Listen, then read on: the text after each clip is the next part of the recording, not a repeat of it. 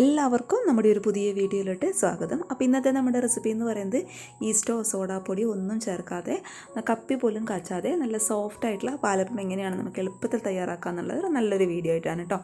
അപ്പോൾ ഇതുവരെയും ഇതുപോലെ പാലപ്പം ചുട്ടു നോക്കാത്തവർ ഉറപ്പായിട്ടും ഒന്ന് ട്രൈ ചെയ്ത് നോക്കുക. നമ്മൾ ഇതുപോലെ ഈ ഒരു മെത്തേഡിൽ പാലപ്പം റെഡിയാക്കി എടുക്കുകയാണെന്നുണ്ടെങ്കിൽ നമുക്ക് ഈസ്റ്റോ സോഡാപ്പൊടിയുടെ ഒന്നും ആവശ്യമില്ല കേട്ടോ. പക്ഷേ നല്ല പൂവ് പോലുള്ള നല്ല സോഫ്റ്റ് ആയിട്ടുള്ള പാലപ്പാണ്. അപ്പോൾ എല്ലാവരും ഒന്ന് കണ്ടു നോക്കിയിട്ട് ട്രൈ ചെയ്ത് നോക്കുന്ന സമയത്ത് ഫീഡ്ബാക്ക് അറിയിക്കുക.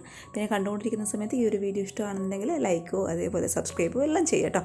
അപ്പോൾ നമുക്ക് വേഗം തന്നെ ഈ ഒരു സോഫ്റ്റ് ആയിട്ടുള്ള നല്ല പൂ പോലുള്ള ഈ ഒരു പാലപ്പം എങ്ങനെ തയ്യാറാക്കുന്നതെന്ന് ഒന്ന് കണ്ടു നോക്കാം. അപ്പോൾ ഇത് ഈ ഒരു അപ്പം റെഡിയാക്കി എടുക്കാൻ വേണ്ടിയിട്ട് നമുക്ക് ആദ്യം തന്നെ ഇതുപോലുള്ളൊരു 250 ml കപ്പിൽ 2 കപ്പോളം വരുന്ന പച്ചരി നന്നായിട്ട് ഒരു 4 മണിക്കൂർ വെള്ളത്തിലിട്ട് കുതിർത്ത് അത് നന്നായിട്ട് കഴുകിയെടുത്ത് അതിൻ്റെ വെള്ളമൊക്കെ കളഞ്ഞെടുത്തിട്ടുള്ള അരിയാണ് കേട്ടോ ഇത്. അപ്പോൾ ഇതുപോലുള്ളൊരു അളവ് കപ്പില്ലെങ്കിൽ കുഴപ്പമൊന്നുമില്ല. സാധാരണ നമ്മൾ വീട്ടിൽ ഉപയോഗിക്കുന്ന ഗ്ലാസ്സിൽ അരി അളന്നെടുത്തിട്ട് അത് കുതിർത്തെടുത്താലും മതി കേട്ടോ. അപ്പോൾ ഒരു കാര്യം പ്രത്യേകം ശ്രദ്ധിക്കുക, അരി ഇതുപോലെ നന്നായിട്ട് കുതിരാൻ വേണ്ടിയിട്ട് ശ്രദ്ധിക്കുക. നമ്മളിങ്ങനെ അരി പിടിക്കുന്ന സമയത്ത് അത് രണ്ടായിട്ട് പിളർന്ന് വരണം, അതാണ് അരി കുതിർന്നതിൻ്റെ കറക്റ്റ് പരുവം.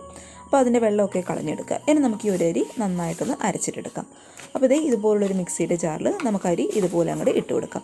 ഇതിപ്പോൾ കുറച്ച് കൂടുതൽ അരി ഉള്ളത് കാരണം ഞാൻ 2 ട്രിപ്പായിട്ട് അരച്ചെടുക്കുകയാണ് കേട്ടോ. അപ്പോൾ ഇത് അരി നമുക്ക് കുറച്ച് ഈ ഒരു മിക്സിയുടെ ജാറിലോട്ട് അങ്ങോട്ട് ഇട്ട് കൊടുത്തേക്കാം. ഇനി ഇത് അരയാൻ വേണ്ട ആവശ്യമുള്ള വെള്ളം മാത്രം കേട്ടോ, ഒരുപാട് വെള്ളം ഒഴിക്കേണ്ട. ഒരു 1/4 കപ്പോളം വരുന്ന വെള്ളം ഒഴിച്ചിട്ട് നന്നായിട്ട് നല്ല ഫൈൻ പേസ്റ്റായിട്ട് നമുക്ക് ആദ്യം ഇതൊന്ന് അരച്ചിട്ടെടുക്കാം.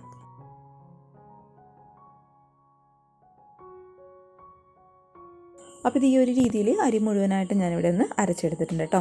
നമ്മൾ ഓരോ ട്രിപ്പ് അരി അരച്ചെടുക്കുന്ന സമയത്ത് നമ്മൾ അതിലോട്ട് ഒഴിച്ചു കൊടുക്കുന്ന വെള്ളത്തിൻ്റെ അളവ് കൂടി പോകാൻ പാടില്ല. ഒരു 2-3 ടേബിൾ സ്പൂൺ മാത്രം വെള്ളം ഒഴിച്ചിട്ട് നന്നായിട്ട് നല്ല ഫൈൻ പേസ്റ്റായിട്ട് അരി അരച്ചെടുക്കുക കേട്ടോ. ഒരു തരി പോലും വെള്ളം ഉണ്ടാകാൻ പാടില്ല. നല്ല ഫൈനായിട്ട് വേണം നമ്മൾ ഇതുപോലെ അരി അരച്ചെടുക്കാൻ വേണ്ടിയിട്ട്. ഇനി ഈ ഒരു അരി നമുക്കങ്ങ് മാറ്റി വെച്ചേക്കാം. ഇനി നമ്മൾ അരി അളന്നെടുത്തിട്ടുള്ള അതേ ഒരു സെയിം കപ്പിൽ തന്നെ ഒരു 3/4 കപ്പ് അളവിൽ ചിരകിയെടുത്തിട്ടുള്ള തേങ്ങ നമുക്ക് അരി അരച്ചെടുത്തിട്ടുള്ള സെയിം മിക്സിയുടെ ജാറിലോട്ട് ഇതുപോലെ അങ്ങോട്ട് ഇട്ട് കൊടുക്കാം കേട്ടോ. അതേപോലെ സെയിം കപ്പിൽ തന്നെ ഒരു 3/4 കപ്പ് അളവിൽ വേവിച്ചെടുത്തിട്ടുള്ള വെള്ളച്ചോറും കൂടി ഞാൻ ഇതിലോട്ട് അങ്ങോട്ട് ഇട്ട് കൊടുക്കുകയാണ്.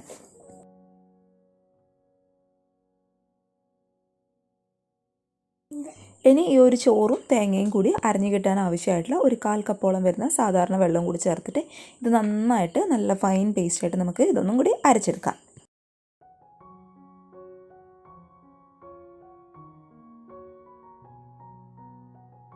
അപ്പോൾ തേങ്ങയും ചോറും കൂടി അരച്ചെടുത്തിട്ടുള്ള ഈ ഒരു മിക്സ് നമ്മൾ നേരത്തെ അരച്ച് വെച്ചിട്ടുള്ള ആ ഒരു മാവിലോട് ചേർത്ത് കൊടുത്തിട്ട് നന്നായിട്ട് ഇതുപോലുള്ളൊരു വിസ്കോ അല്ലാന്നുണ്ടെങ്കിൽ സ്പൂണോ വെച്ചിട്ട് ഒന്ന് മിക്സ് ചെയ്തിട്ട് എടുക്കാം കേട്ടോ. നന്നായിട്ട് മിക്സ് ചെയ്യണം, അപ്പോഴേ കറക്റ്റായിട്ട് അത് ഫെർമെൻ്റ് ആയിട്ട് വരുള്ളൂ. അപ്പോൾ ഇത് ഈ ഒരു രീതിയിൽ നന്നായിട്ട് ഇതുപോലെ ഒന്ന് മിക്സ് ചെയ്തിട്ട് എടുക്കാം.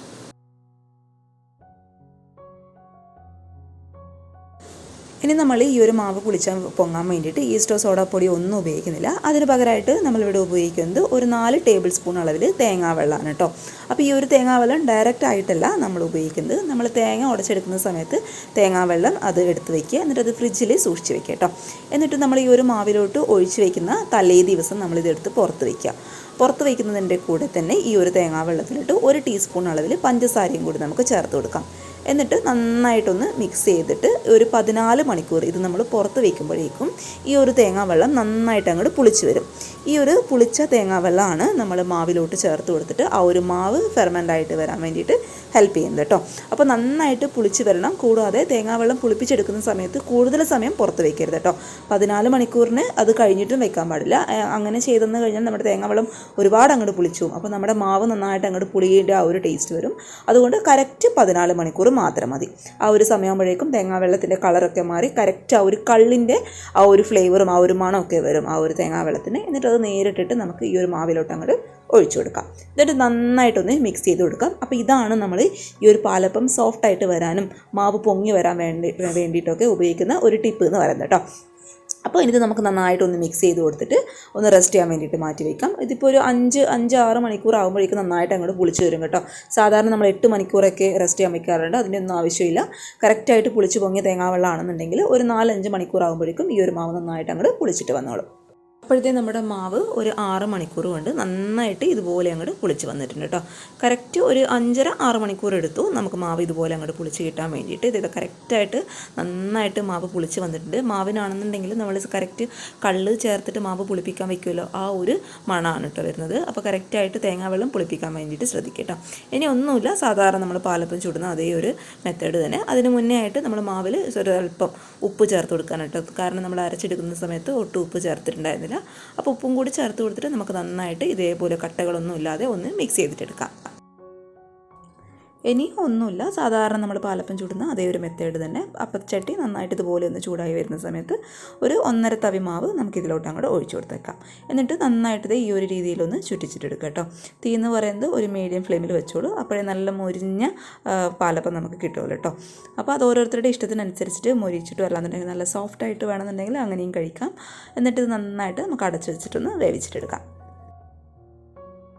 അപ്പം ഇതുപോലെ ഒന്ന് വെന്ത് വരുന്ന സമയത്ത് ഇത് പതുക്കെ നമുക്ക് ഈ ഒരു പാനിൽ നമ്മളെടുത്ത് മാറ്റിയെടുക്കാം. അപ്പോൾ ഇത് ഇത്രയേ ഉള്ളൂ, നല്ല സോഫ്റ്റ് ആയിട്ടുള്ള പാലപ്പമാണ്. നമുക്ക് ഇനി പാലപ്പം ഉണ്ടാക്കുന്ന സമയത്ത് ഈസ്റ്റോ സോഡാപ്പൊടിയോ അല്ലാതെ കപ്പി കാച്ച് അതിൻ്റെ ഒന്നും ആവശ്യമില്ല. ഈ ഒരു മെത്തേഡ് മാത്രം ഉപയോഗിച്ചാൽ മതി കേട്ടോ.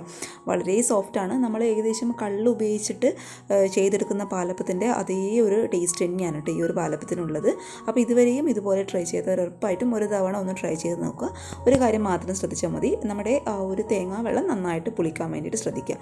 ആ ഒരു കാര്യം ഒന്ന് മാത്രം ശ്രദ്ധിച്ചാൽ മതി കേട്ടോ. പിന്നെ തേങ്ങാ വെള്ളത്തിൽ പഞ്ചസാര ഇട്ട് കൊടുക്കേണ്ട കാര്യം മറന്നു പോകരുത് കേട്ടോ.